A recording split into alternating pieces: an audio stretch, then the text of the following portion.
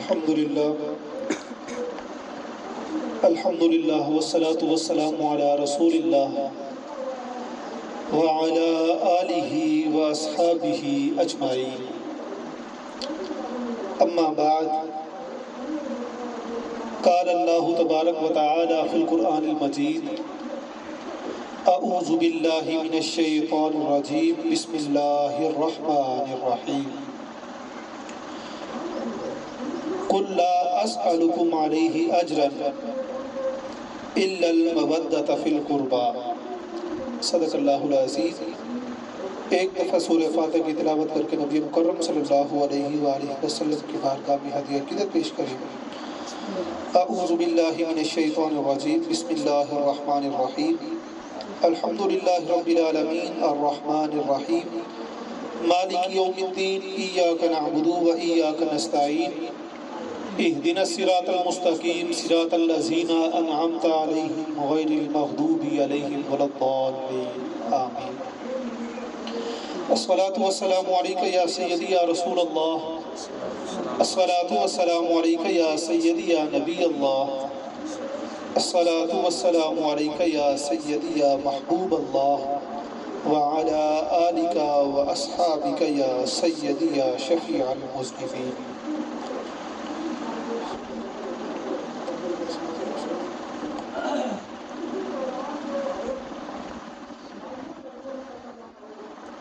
اللہ رب العزت نے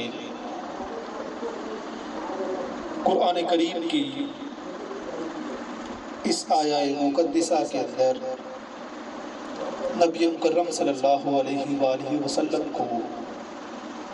ارشاد فرمایا: قل لا اسألکم علیہ اجرا، کہ اے محبوب صلی اللہ علیہ وآلہ وسلم آپ ان سے فرما دیں، لا اسألکم علیہ اجرا، کہ میں تم سے کوئی معاوضہ طلب نہیں کرتا، کہ جو اللہ رب العزت کا پیغام میں تمہیں پہنچاتا ہوں اس کے عوض میں تم سے کسی چیز کا خواہاں نہیں ہوں، الا المودۃ فی القربى، بجز اس کے کہ جو میرے قرابت دار ہیں، جو میرے اہل بیت ہیں، ان کے ساتھ تم نے محبت والا معاملہ کرنا ہے۔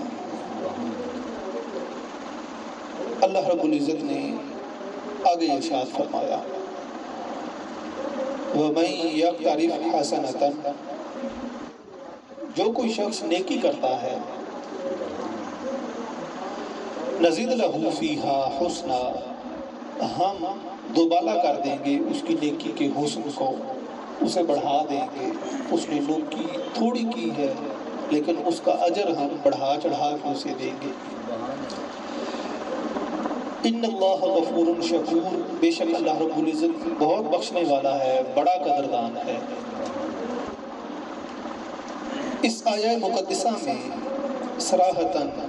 نبی مکرم صلی اللہ علیہ وآلہ وسلم نے اللہ رب العزت کا فرمان سنایا کہ تم نے میرے اہل بیت کے ساتھ محبت والا معاملہ کرنا ہے، اس کے علاوہ میں تم سے کسی چیز کا خواہاں نہیں ہوں، کوئی چیز مجھے تم سے نہیں چاہیے۔ لیکن اس کے برعکس ہم نے دیکھا کہ امام علی مقام کے ساتھ ایک بے وفائیوں کا طویل سلسلہ شروع ہوا جو آپ کی شہادت تک جا کے پہنچتا ہے۔ امام علی مقام وہ بلند پایا ہستی ہیں کہ جن کے ساتھ نبی مکرم صلی اللہ علیہ وآلہ وسلم کو نہایت محبت تھی۔ اس قدر محبت اور پیار تھا کہ جب آپ چھوٹے تھے تو آپ نبی مکرم صلی اللہ علیہ وآلہ وسلم کے کندھوں پہ سوار ہوتے تو آپ کہتے کہ ہمارا اونٹ بہت اچھا ہے، ہماری سواری بہت اچھی ہے۔ تو نبی مکرم صلی اللہ علیہ وآلہ وسلم جواباً ارشاد فرماتے اگر تمہاری سواری بہت اچھی ہے تو سوار بھی تو کتنا اچھا ہے، یہ جنت کے نوجوانوں کا سردار ہے۔ آپ کے ساتھ محبت کا سلسلہ جتنا نبی مکرم صلی اللہ علیہ وآلہ وسلم نے رکھا، اس کے برعکس اتنی ہی بے وفائی آپ کے ساتھ لوگوں نے کی۔ اہل کوفہ نے آپ کو خط لکھے، آپ کو بار بار اس بات کے اوپر آمادہ کیا کہ آپ یہاں پہ تشریف لائیں، ہم آپ کے ساتھ نکلیں گے اور آپ یہاں پہ ہمارے پاس مدینہ المنورہ سے ہمارے پاس یہاں پہ تشریف لے آئیں۔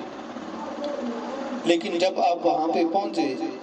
تو ایک طویل بے وفائیوں کا سلسلہ شروع ہوا اور کسی نے بھی جو ساتھ دینے کا وعدہ کیا تھا وہ وفا نہ کیا۔ لیکن یہ اللہ رب العزت کا حکم تھا اور اس کی منشا تھی جس کو پورا ہونا تھا، اور آپ نے اس کو پورا کر کے دکھایا۔ جس طرح سے کہا جاتا ہے کہ اصطلاح شوق بسیار است و من دیوانہ، کہ محبت کی اصطلاحیں، محبت کی باتیں بہت زیادہ ہیں، لیکن میں بیان اس وجہ سے نہیں کر سکتا کہ میں دیوانہ ہو چکا ہوں، میں اللہ رب العزت کے پیار میں اس قدر مگن ہو گیا ہوں کہ میں ان کو بیان نہیں کر سکتا۔ آپ نے وہاں پہ جو تشریف آوری کی وہ محض اللہ رب العزت کی رضا کے لیے تھی۔ اس کے برعکس کچھ لوگ جو یہ گمان کرتے ہیں کہ آپ خلافت حاصل کرنے کے لیے گئے تھے، یا آپ جنگ کرنے کے لیے گئے تھے، یا دنیاوی آپ کو مرتبہ چاہیے تھا، قطعاً ایسی چیز آپ کے ذہن میں نہیں تھی۔ اس کے برعکس کچھ احباب نے آپ کو جانے سے منع بھی فرمایا، لیکن آپ نے اللہ رب العزت کے حکم کو بجا لاتے ہوئے عمل کیا۔ حضرت عبداللہ بن جعفر نے آپ کو خط لکھا اور آپ نے عرض کی کہ آپ وہاں تشریف نہ لے کے جائیں، وہ بے وفا لوگ ہیں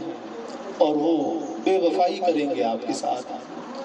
لیکن آپ نے ان کو جواب خط لکھا اور آپ نے فرمایا انی رأیت رؤیا، کہ بے شک میں نے ایک خواب دیکھا ہے، اور خواب میں میں نے نبی مکرم صلی اللہ علیہ وآلہ وسلم کی زیارت کی ہے۔ وَأَمَرَنِي بِأَمْرٍ، اور آپ صلی اللہ علیہ وآلہ وسلم نے میرے ذمہ ایک کام لگایا ہے۔ وَلَسْتُ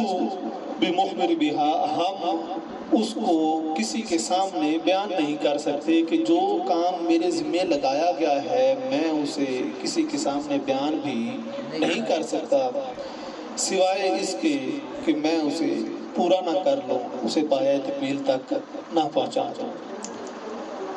اب یہ جو راز کی بات تھی، یا تو وہ نبی مکرم صلی اللہ علیہ وآلہ وسلم جانتے ہیں، یا اللہ رب العزت جانتا ہے، یا امام علی مقام کو معلوم ہے کہ آپ نے ان کے ذمہ کیا کام لگایا ہے۔ رومی فرماتے ہیں کہ جو اللہ رب العزت کی ذات کے عاشق ہوتے ہیں وہ موتیوں والی زبان رکھتے ہیں، ان کے سینے میں موتی چھپے ہوئے ہوتے ہیں، اور وہ اپنا منہ بند رکھتے ہیں، گفتگو کم کرتے ہیں، لہٰذا کہ موتی ضائع نہ ہو جائیں، بجوز اس کے کہ جب حکم دیا جاتا ہے تب وہ کلام کرتے ہیں، اگر حکم نہیں دیا جاتا تو وہ گفتگو نہیں کرتے۔ اسی وجہ سے جو بھی اللہ رب العزت کی ذات کے عاشق اور جو بھی آپ بزرگان دین دیکھیں گے کہ ان کی صفات میں سے ایک صفت یہ بھی ہوتی ہے کہ وہ کم گو ہیں، گفتگو کم کرتے ہیں، صرف اتنی ہی بات کرتے ہیں کہ جس سے اپنے بندے کو بات سمجھانا مقصود ہوتی ہے۔ اب نبی مکرم صلی اللہ علیہ وآلہ وسلم نے جو کام ذمہ لگایا، آپ اس کو پایہ تکمیل تک پہنچانے کے لیے وہاں پہ تشریف لے کے گئے۔ وہاں پہ جا کے آپ نے خطبہ ارشاد فرمایا اور اس میں دنیا کی بے ثباتی کو تمام لوگوں کے سامنے رکھا۔ آپ نے فرمایا ان اللہ تعالی خلق الدنیا للبلاء، کہ بے شک اللہ رب العزت نے دنیا کو تخلیق ہی آزمائش کے لیے کیا ہے، کہ یہ جو کائنات بنائی گئی ہے یہ آزمائش کا گھر ہے، یہاں پہ ہر بندے کو آزمایا جانا ہے۔ وَخَلَقَ أَهْلُهَا لِلْفَنَاءِ، اور اس کے جو رہائشی ہیں، اس کے اندر جو رہنے والے ہیں، ان کو ختم ہونے کے لیے تخلیق کیا ہے کہ وَخَلَقَ أَهْلَهَا لِلْفَنَاءِ، کہ جو اس میں رہنے والے ہیں، جو اس میں مخلوق ہے، وہ ساری کی ساری ختم ہونے والی ہے، فنا ہونے والی ہے، کسی کو بھی بقا حاصل نہیں ہے۔ فَجَدِيدُهَا بَالٍ، اس کے اندر جتنی بھی نئی چیزیں بن رہی ہیں وہ ساری کی ساری ختم ہونے والی ہیں، وہ دائمی نہیں ہیں۔ وَنَعِيمُهَا مُضْمَحِلٌ، اور جتنی بھی نعمتیں اس میں اللہ رب العزت نے رکھی ہیں وہ ساری کی ساری بے ذائقہ ہونے والی ہیں، ان کا جو مزہ ہے وہ ختم ہونے والا ہے۔ وَسُرُورُهَا مُنْفَحِرٌ، اور اس کے اندر جو آرام رکھا ہے وہ بھی ختم ہونے والا ہے، وہ بھی زائل ہونے والا ہے۔ آگے آپ نے فرمایا فَتَزَوَّدُوا، پس زادِ راہ تیار کرو، آخرت کی تیاری کرو۔ وہ زادِ راہ کیا ہے؟ آپ نے فرمایا کہ بہترین زادِ راہ جو ہے وہ تقویٰ ہے، تاکہ تم فلاح پا جاؤ۔ تقویٰ اختیار کرو گے تو فلاح پا جاؤ گے۔ اللہ رب العزت نے قرآن کریم میں اسی وجہ سے فرمایا ہے کہ ان اکرمکم عند اللہ اتقاکم، کہ اللہ کے ہاں عزت والا وہ ہے جو اس سے تقویٰ اختیار کرنے والا ہے، جو اس سے ڈرنے والا ہے۔ آپ نے فرمایا کہ فإن خیر الزاد التقویٰ، بہترین زاد راہ تقویٰ ہے۔ واتقوا اللہ، تقویٰ اختیار کرو، اللہ سے ڈرتے رہو۔ لعلکم تفلحون، تاکہ تم فلاح پا جاؤ، تاکہ تم کامیابی حاصل کر لو۔ جناب کا یہ فرمان اور اس کے برعکس ان لوگوں کا یہ بیان کہ آپ عزت کے لیے گئے تھے، شہرت حاصل کرنے کے لیے گئے تھے، یا جنگ کرنے کے لیے گئے تھے، یا دنیاوی مرتبہ حاصل کرنے کے لیے گئے تھے، یہ قطعاً درست نہیں ہے۔ کہ جناب نے یہ خطبہ جو ہے وہاں پہ جا کے ارشاد فرمایا کہ ہم یہاں پہ دائمی زندگی کے لیے نہیں آئے ہیں، اور اس سے پہلے آپ نے خطبے سے جو چند لائنیں ارشاد فرمائی اس میں آپ نے فرمایا کہ اگر کسی کو دنیا میں دوام حاصل ہوتا تو وہ انبیاء کرام زیادہ مستحق تھے، ان کو دائمی زندگی دی جاتی اور ہمیشہ وہ زندہ رہتے، لیکن اس کائنات میں کسی کو بھی دوام حاصل نہیں ہے، سبھی نے جانا ہے، لیکن جو بندہ اللہ رب العزت کی رضا کے اوپر راضی ہو کے جائے گا اللہ رب العزت اس پہ مہربانی فرمائے گا، اور جو بندہ آگے سے ہیلے بہانے کرتا رہے گا وہ اتنی زیادہ آزمائشوں میں زیادہ پڑتا چلا جائے گا۔ اللہ رب العزت نے قرآن کریم میں ارشاد فرمایا بسم اللہ الرحمن الرحیم وَلَنَبْلُوَنَّكُمْ بِشَيْءٍ مِّنَ الْخَوْفِ، کہ ہم ضرور آزمائیں گے تمہیں کسی چیز کے ساتھ، اور وہ چیز خوف بھی ہو سکتا ہے، وَالْجُوعِ، اور وہ بھوک بھی ہو سکتی ہے، وَنَقْصٍ مِّنَ الْأَمْوَالِ وَالْأَنفُسِ وَالثَّمَرَاتِ، اور ہم تمہیں آزمائیں گے کمی کر کے مال میں، جان میں اور پھلوں میں۔ اب امام علی مقام آپ کے ساتھ جو سلسلہ شروع ہوا آزمائشوں کا، اس میں یہ ساری چیزیں یکمشت شامل تھیں۔ دشمن کا خوف بھی تھا، بھوک بھی تھی، وَنَقْصٍ مِّنَ الْأَمْوَالِ، مالوں میں کمی بھی تھی، والانفس، جانیں بھی کم ہو رہی تھی، آہستہ آہستہ لوگ شہید ہو رہے تھے، والثمرات، پھلوں میں کمی ہو رہی تھی، خوراک بھی کم ہو رہی تھی۔ اللہ رب العزت نے فرمایا وبشر الصابرین، خوشخبری سنا دیجیے صبر کرنے والوں کو، کہ جب انہیں مصیبت پہنچتی ہے تو وہ کہتے ہیں کہ ہم اللہ ہی کے ہیں، اسی کی طرف لوٹ کے جانے والے ہیں۔ کہ یہ ساری آزمائشیں جو اللہ رب العزت نے گن کے بتائی ہیں کہ کسی نہ کسی بندے کو کوئی نہ کوئی آزمائش آئے گی، ان کا جو مجموعہ ہے وہ امام علی مقام رضی اللہ تعالیٰ عنہ ہیں، کہ ان کو یہ ساری آزمائشیں یکمشت اللہ رب العزت نے پیش کی اور آپ نے ان کو قبول فرمایا، اور ایسے طریقے سے قبول فرمایا کہ رہتی دنیا تک لوگ یاد رکھ رہے ہیں کہ انہوں نے ان میں کیسے ثابت قدمی کے ساتھ یہ سارا معاملہ سر انجام دیا۔ شیخ عبد القادر جیلانی رضی اللہ تعالی عنہ، آپ اپنی پہلی مجلس کے اندر ارشاد فرماتے ہیں، آپ فرماتے ہیں کہ الاعتراض علی الحق عز وجل عند نزول الاقدار، کہ بندے کا اللہ رب العزت کے حکم کے وقت اعتراض کرنا، کہ جب کوئی حکم اس پہ آیا اور آگے سے بندے نے اعتراض کرنا شروع کر دیا کہ یہ کیوں آیا ہے، کس وجہ سے آیا ہے، آپ فرماتے ہیں موت الدین، اس سے تیرا دین ختم ہو جاتا ہے، وہ موت التوحید، تیری توحید بھی ختم ہو جاتی ہے،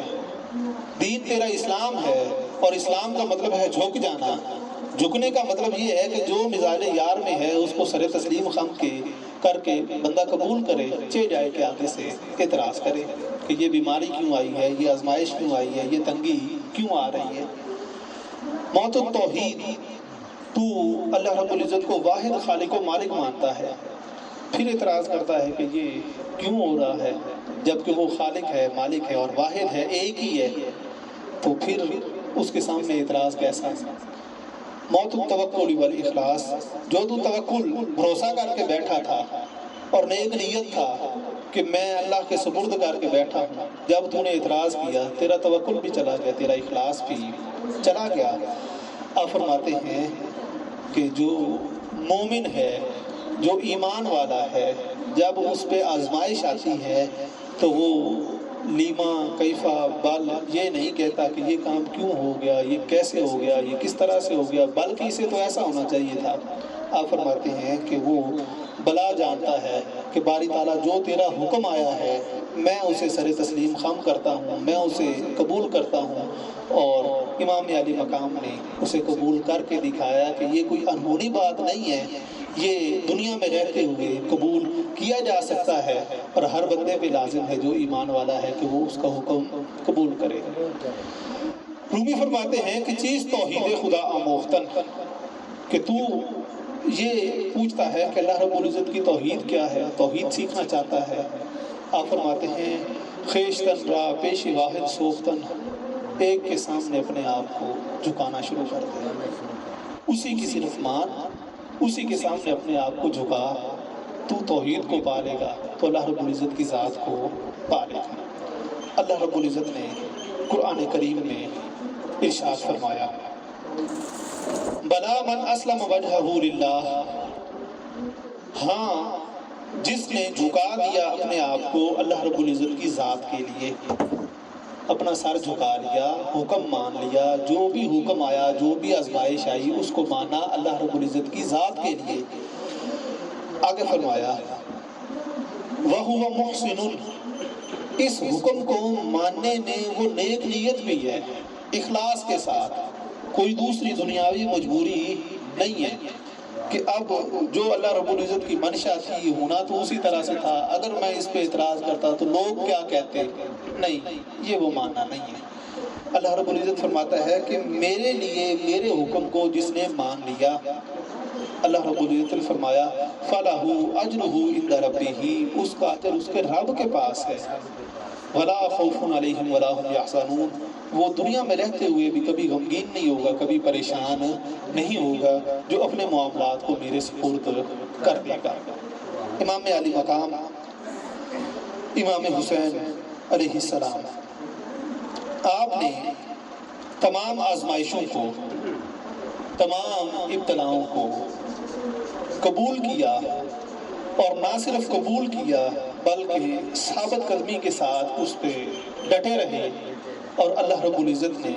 آپ کو جو مقام عطا فرمایا تھا اس میں مزید بلندیاں اور مزید ترقیاں عطا فرمائی۔ اللہ رب العزت نے قرآن کریم میں ارشاد فرمایا ہے، بسم اللہ الرحمن الرحیم،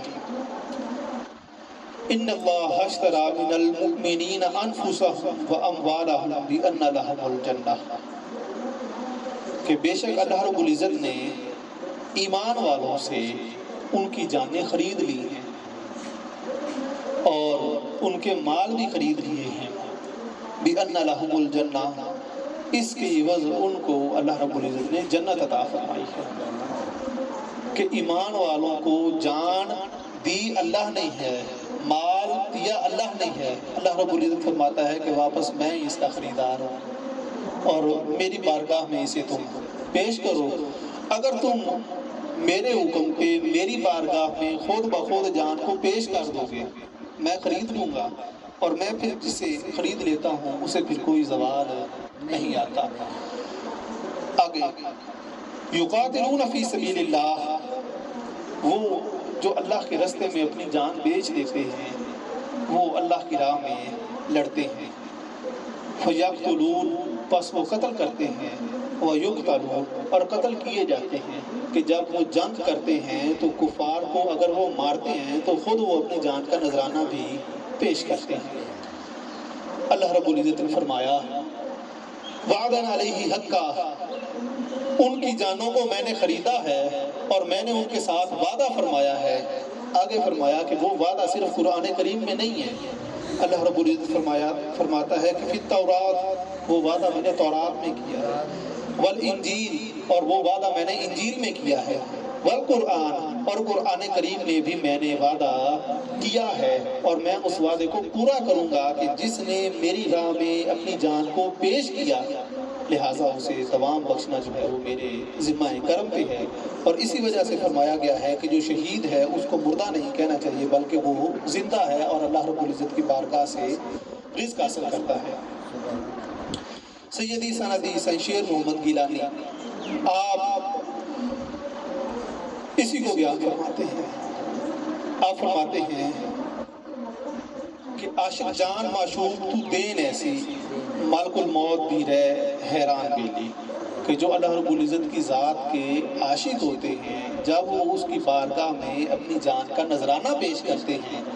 تو وہ ملک الموت جو جان قبض کرنے کے لیے آتا ہے وہ بھی حیران ہوتا ہے کہ یہ بندہ آگے ہتھیلی پہ رکھ کے بیٹھا ہے کہ تو اسے قبول کر اور لے جا اس کی بارگاہ میں۔ آگے آپ فرماتے ہیں، ایس جان اڑو جان ہو جانا، اس جان نے ایک نہ ایک دن چلے جانا ہے، اس میں اس کو دوام حاصل نہیں ہے، اس کائنات میں ہمیشہ کسی نے نہیں رہنا۔ آگے آپ فرماتے ہیں،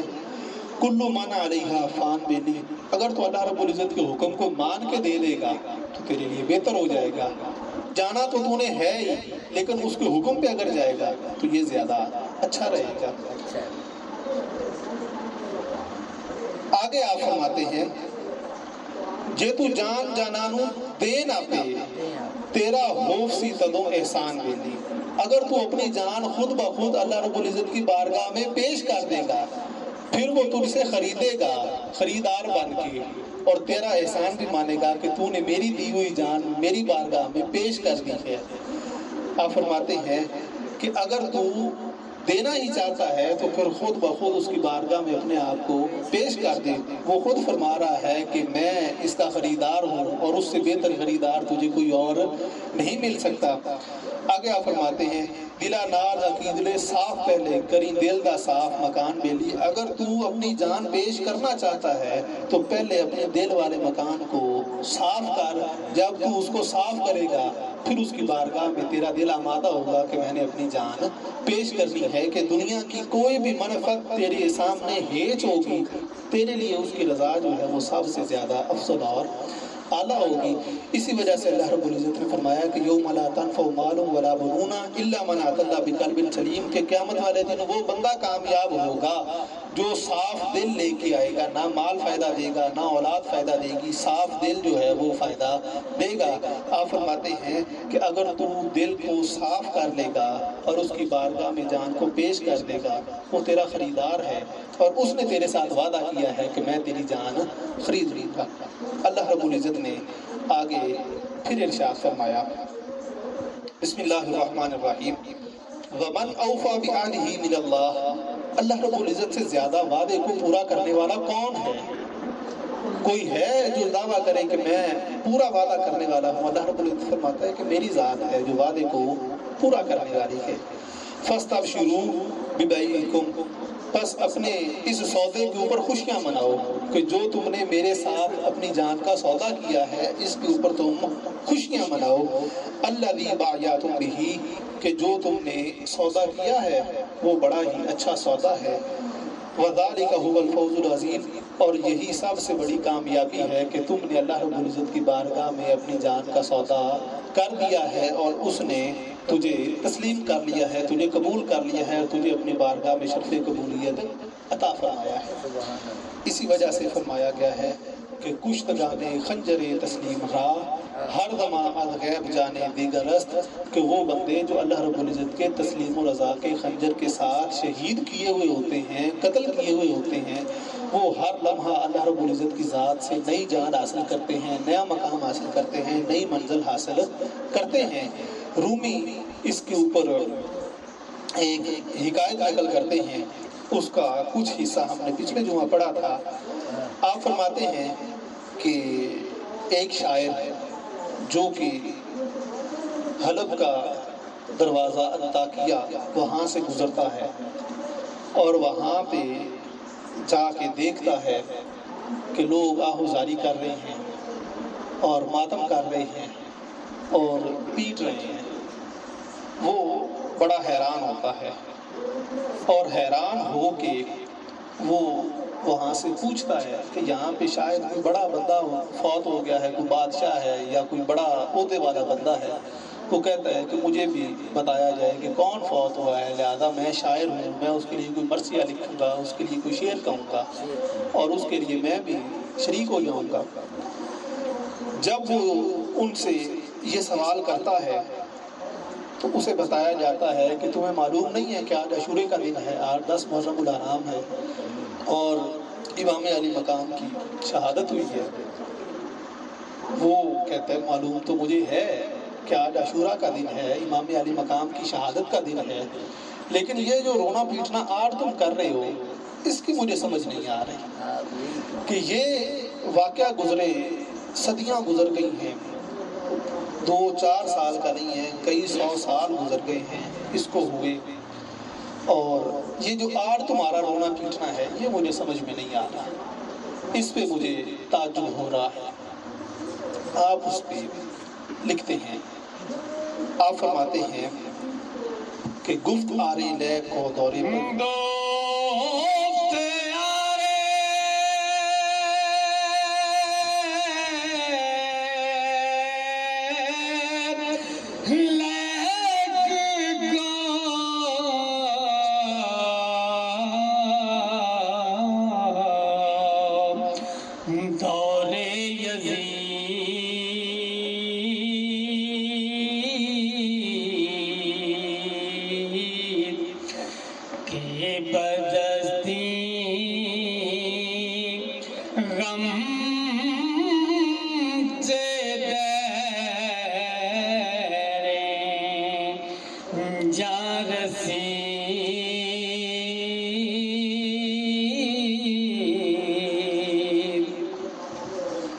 لکھتے ہیں کہ گفت آرے لیک کو دور یزید، کہ یزید کا زمانہ گزرے بڑا لمبا عرصہ گزر گیا ہے۔ کہ بدستی غم چے دیرا ایجا رسید، اتنی دیر بعد وہ خبر تمہارے تک پہنچی ہے کہ تمہیں آج پتہ چلا ہے کہ یہ واقعہ ہو گیا ہے اور امام پاک جو ہیں وہ شہید ہو گئے ہیں۔ اس کو تو بڑا لمبا عرصہ گزر گیا ہے اور تمہیں شاید لگتا ہے کہ آج یہ خبر پہنچی ہے، حالانکہ یہ جو واقعہ ہوا ہے یہ بڑا واضح ہے، اتنا واضح ہے، آپ فرماتے ہیں کہ اس کو وہ بندہ جو پیدائشی اندھا ہے اس نے بھی دیکھا ہے کہ امام علی مقام کے ساتھ جو معاملہ ہوا ہے، اور جو بندہ بہرا ہے اس نے بھی سنا ہے کہ امام علی مقام کے ساتھ یہ معاملہ ہوا ہے۔ تم اس قدر اندھے اور بہرے ہو کہ تمہیں آج تک معلوم نہیں ہو سکا کہ وہ معاملہ کیا تھا اور کیسے ہوا ہے، اور تم آج رو رہے ہو، آج تم پیٹ رہے ہو۔ تمہیں اپنے اس رونے اور پیٹنے کے اوپر غور کرنا چاہیے کہ تم جو کام کر رہے ہو یہ آیا کہ درست ہے یا کہ نہیں ہے۔ اگر تمہیں امام علی مقام کے مقام اور مرتبے کی سمجھ نہیں ہے تو اس میں تمہاری عقل کا قصور ہے، تمہیں اپنی عقل میں ماتم کرنا چاہیے۔ چہ جائے کہ تم امام علی مقام کا نام لے کر ان کے لیے رو رہے ہو، ان کے لیے آہوزاری کر رہے ہو۔ واقعہ دردناک ہے، معاملہ جو ہے وہ بڑا دل خراش ہے، لیکن ان کے لیے یہ اس طرح سے رونا پیٹنا یہ قطعاً درست بھی نہیں ہے، اور اللہ رب العزت نے اسلام میں اس کی اجازت بھی نہیں دی۔ اور اللہ رب العزت نے اہل بیت کے ساتھ محبت کا تو حکم دیا ہے، ان کی اتباع کرنی ہے، ان کے ساتھ محبت کرنی ہے، ان کے فرامین پہ عمل کرنا ہے۔ چہ جائے کہ ان کے لیے رویا جائے، ان کے لیے پیٹا جائے اور ان کے لیے آہوزاری کی جائے، آپ فرماتے ہیں کہ کسی صورت بھی یہ درست نہیں ہے۔ علامہ اقبال آپ کو خراج عقیدت پیش کرتے ہوئے لکھتے ہیں، آپ نے جو کلام لکھا وہ مولانا روم کا ہی عکس ہے، چونکہ آپ کو اپنا روحانی پیشوا مانتے ہیں اور اپنے آپ کو مرید ہندی کہتے ہیں، اور اتنی محبت آپ کی مولانا روم کے ساتھ کہ آپ کا ایک علامتی مزار مولانا روم کے مزار کے پہلو میں بنا دیا گیا، جو آج بھی وہاں پہ لوگ دیکھتے ہیں کہ یہ علامتی مزار ہے جو علامہ اقبال کا ہے۔ کس وجہ سے؟ کہ انہیں ان کے ساتھ محبت اتنی تھی کہ انہوں نے ظاہری طور پہ تو نہیں دیکھا لیکن ان کو اپنا رہنما مانتے رہے۔ آپ فرماتے ہیں کہ امام عاشقاں پورے بطول سرو آزادے ز بستان رسول، کہ امام علی مقام امام حسین علیہ السلام آپ عاشقوں کے امام ہیں، جتنے بھی عشاق دنیا میں گزرے ہیں یا آئیں گے آپ سب کے امام ہیں، اور نبی مکرم صلی اللہ علیہ وآلہ وسلم کا گلستان جو حضرت فاطمہ الزہرا رضی اللہ تعالی عنہا سے پھلا پھولا، آپ اس کے ایک فرزند ہیں، آپ اس کے ایک آزاد سرو کی مانند ایک بلند پایا پودا ہے اور ایک شجر سایہ دار ہے جو لوگوں کے لیے مشعل راہ ہے۔ اب آپ نے جو کام کیا، سیدی سندی شمشیر محمد گیلانی فتح پوری رحمۃ اللہ علیہ آپ بیان فرماتے ہیں، آپ فرماتے ہیں کہ ملی عاشقاں راہ فنا والی جیڑی جامدی طرف بقا جانی،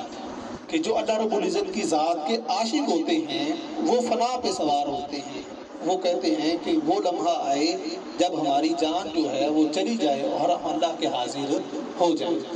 آپ فرماتے ہیں کہ یہ سارے عشاق کا طریقہ رہا ہے، لیکن جو امام علی مقام لگا طریقہ ہے وہ سب سے زیادہ منفرد ہے کہ ساری آزمائشیں ایک ہی دفعہ ان پہ آئیں اور آپ نے ثابت قدمی کا ان کے مقابلہ کیا۔ آگے آپ فرماتے ہیں،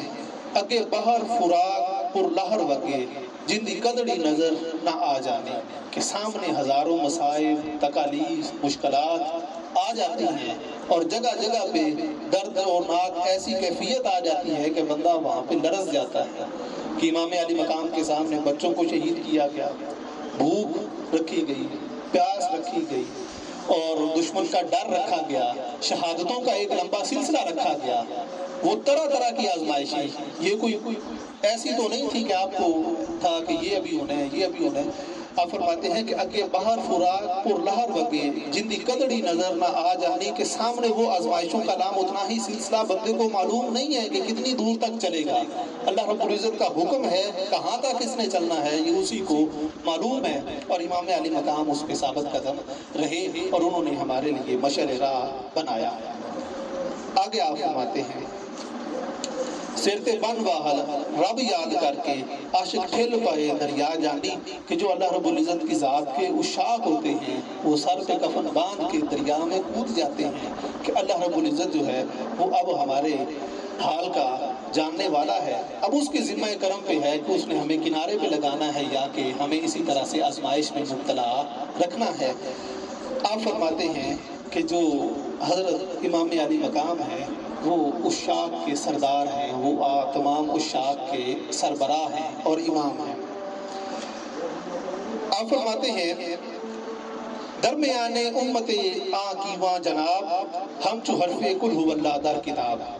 آپ ایسے ہیں جیسے ساتویں آسمان پہ ایک بلند ستارہ ہے، اس کی مثال آپ دیتے ہیں کہ جیسے قرآن کریم میں سورہ اخلاص قل هو اللہ کو اہمیت حاصل ہے، اسی طرح سے حضرت امام علی مقام کو پوری امت میں ایک اہمیت حاصل ہے جو کسی دوسرے کو حاصل نہیں ہے۔ آگے اس پہ آپ مثال دیتے ہیں، آپ فرماتے ہیں موسیٰ و فرعون و شبیر و یزید، کہ حضرت موسیٰ علیہ السلام کے لیے فرعون تھا جس کا آپ نے جواں مردی کے ساتھ مقابلہ کیا، اسی طرح سے امام علی مقام کے سامنے یزید تھا جس کا آپ نے ثابت قدمی کے ساتھ سامنا کیا۔ آپ فرماتے ہیں ایند و قوت از حیات آیت پدید، جب حق اور باطل کی یہ دو قوتیں ملتی ہیں تو پھر اس سے ایک نئی زندگی جنم لیتی ہے، اور اسی وجہ سے کہا جاتا ہے کہ جو اسلام ہے وہ کربلا کے بعد زندہ ہوا ہے، جب حق اور باطل ملا ہے تو اس کے بعد ایک نئی زندگی نکلی ہے اور وہ ہمارے سامنے ہے کہ جو دین آج ہم تک پہنچا ہے۔ اگر ہم ابتدا پہ جائیں تو اسی طرح سے معاملہ تھا کہ اللہ رب العزت نے آدم علیہ السلام کی تخلیق فرمائی، ساتھ ہی شیطان نے انکار کر دیا اور وہ حق اور باطل کا سلسلہ شروع ہوا، اور پھر یہ پوری کائنات کے اندر جو اللہ رب العزت نے انبیاء کرام کا سلسلہ شروع فرما دیا۔ اسی طرح سے آپ فرماتے ہیں کہ موسیٰ علیہ السلام کے لیے فرعون تھا اور امام علی مقام کے لیے یزید تھا، جب حق اور باطل کی دو قوتیں ملتی ہیں تو پھر اس سے ایک نئی جان پیدا ہوتی ہے جس سے آگے لوگ ہدایت حاصل کرتے ہیں۔ آگے آپ فرماتے ہیں کہ جو آپ کی ذات ہے تا قیامت قطع استبداد کر، آپ نے قیامت تک کے لیے ظلم اور ہٹ دھرمی کی جڑیں کاٹ دی، کہ جو بھی ظالم ہے جابر ہے اس کے سامنے آپ نے ڈٹ کے مقابلہ کر کے اس بات کا درس دیا کہ اللہ رب العزت کی ذات کے سوا کسی کے سامنے جھکنا نہیں ہے، بلکہ اس کے سامنے ڈٹ کے تم نے جواں مردی کے ساتھ مقابلہ کرنا ہے، اللہ رب العزت کی مدد جو ہے وہ تمہارے شامل حال ہو جائے گی۔ اسی وجہ سے علامہ اقبال فرماتے ہیں کہ فضائے بدر پیدا کر، آج بھی فرشتے جو ہیں وہ تیری نصرت کو اتر سکتے ہیں لیکن ایمان مضبوط ہونا چاہیے، اور بدر والی جو فضا ہے وہ تیرے لیے پیدا کرنی ضروری ہے، ثابت قدمی کے ساتھ تو چلے گا، فرشتے تیری مدد کے لیے خود بخود نازل ہو جائیں گے۔ آپ فرماتے ہیں موج خون او چمن ایجاد کرد، آپ نے اپنے خون کی موجوں سے لہروں سے ایک ایسا گلستان سینچا جو قیامت تک کے لیے سرسبز و شاداب رہنے والا ہے، اس میں کبھی زوال آنے والا نہیں ہے۔ آپ فرماتے ہیں نقش الا اللہ بر صحرا نوشت، آپ نے اللہ رب العزت کی ذات کا کلمہ صحرا کے اوپر نقش کر دیا، ثبت کر دیا، مضبوطی کے ساتھ واضح کر دیا۔ سطر عنوان نجات ماں نوشت، اور یوں آپ نے ہماری نجات کا ایک عنوان باندھ دیا۔ رمز قرآن از حسین آموختین، ہم نے قرآن کریم کے اسرار و رموز اور معانی وہ امام علی مقام سے سیکھے ہیں، جو اللہ رب العزت نے بیان فرمایا ہے آپ نے وہ عملاً کر کے دکھایا ہے، اور یہ ہم نے آپ کی ذات اقدس سے سیکھا ہے۔ آتش او شعلہ اندوختین، ہم نے ان کی بھڑکتی ہوئی آگ سے آزادی کے شعلے اکٹھے کیے ہیں، اور ہم نے دنیاوی بیڑیوں کو توڑ کے آزادی حاصل کرنے کی جو راہ حاصل کی ہے وہ ہم نے امام علی مقام سے حاصل کی۔ علامہ اقبال فرماتے ہیں مولانا روم کا وہی انداز، آپ فرماتے ہیں کہ اگر تو جان دینا چاہتا ہے، جیسے اللہ رب العزت نے قرآن کریم میں فرمایا کہ جو جان ہے وہ میں خریدار ہوں، مجھے تو بیچ اور میں اس کا خریدار ہوں۔ آپ فرماتے ہیں بگذرا از مرگ کے سازت بلحد زاں کی مرگست مرگ دام دو، کہ تو اس موت سے گزر جا جو قبر کی دیواروں تک ہے، کہ تو کہتا ہے کہ میں مر جاؤں گا اور قبر کی دیواروں میں چلا جاؤں گا۔ آپ فرماتے ہیں کہ یہ چھوڑ دے،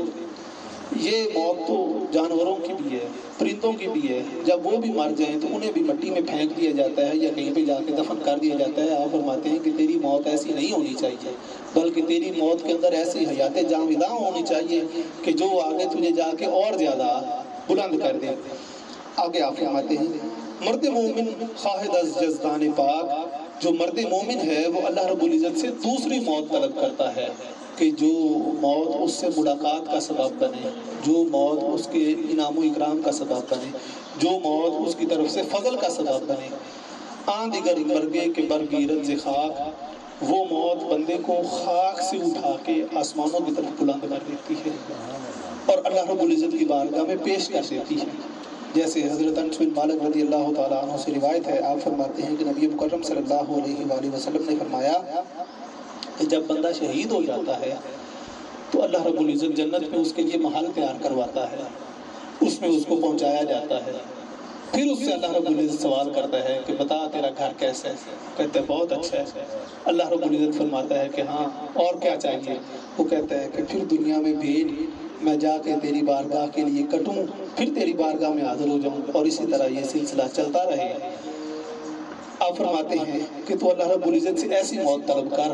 جو تجھے بلند کر دے، یہ نہ ہو کہ تجھے قبر کے اندر مقید کر کے، بلکہ وہ اللہ رب العزت کی ذات کی طرف تجھے بلند کرے، اور ایسا بلند کرے کہ لوگ تیرے اوپر رشک کریں کہ موت ہو تو ایسے ہونی چاہیے کہ فلاں بندے کو جیسے اللہ رب العزت نے موت عطا فرمائی ہے۔ آپ فرماتے ہیں کہ اگر تو یہ جانتا ہے کہ موت صرف قبر کی دیواروں تک ہے تو یہ تو جانوروں کی بھی موت ہے، اس میں تیرا کوئی کمال نہیں ہے اور تیرا کوئی فرق نہیں ہے۔ حضرت ابو سعید ابو الخیر کی اس ربائی کے اوپر ہم بات کو مکمل کرتے ہیں۔ آپ فرماتے ہیں کہ جو عاشق ہے، جو اللہ رب العزت کی ذات کے ساتھ محبت کرنے والا ہے، وہ ہمہ وقت اپنی جان ہتھیلی پہ لے کے اس کے سامنے بیٹھا رہتا ہے۔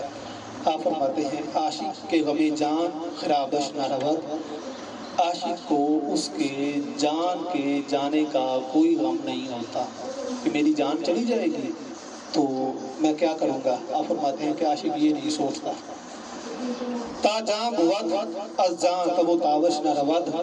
جب تک اس کی جان اس کے وجود میں رہتی ہے وہ بے قرار رہتا ہے، بے چین رہتا ہے کہ وہ کون سا لمحہ آئے، اس کا حکم آئے، میں اس کے سامنے اپنی جان پیش کروں اور اس کے ساتھ ملاقات کا سبب ہو جائے۔ آپ فرماتے ہیں کہ وہ جان کے جانے کا پریشانی نہیں، بلکہ اس کو یہ ہے کہ جیسے حکم آئے میں اس کے لیے اپنی جان کا نذرانہ پیش کروں۔ آپ فرماتے ہیں اس پہ مثال دے کے، آپ فرماتے ہیں خاصیت سیماب بود عاشق را، عاشق کی طبیعت پارے کی مانند ہوتی ہے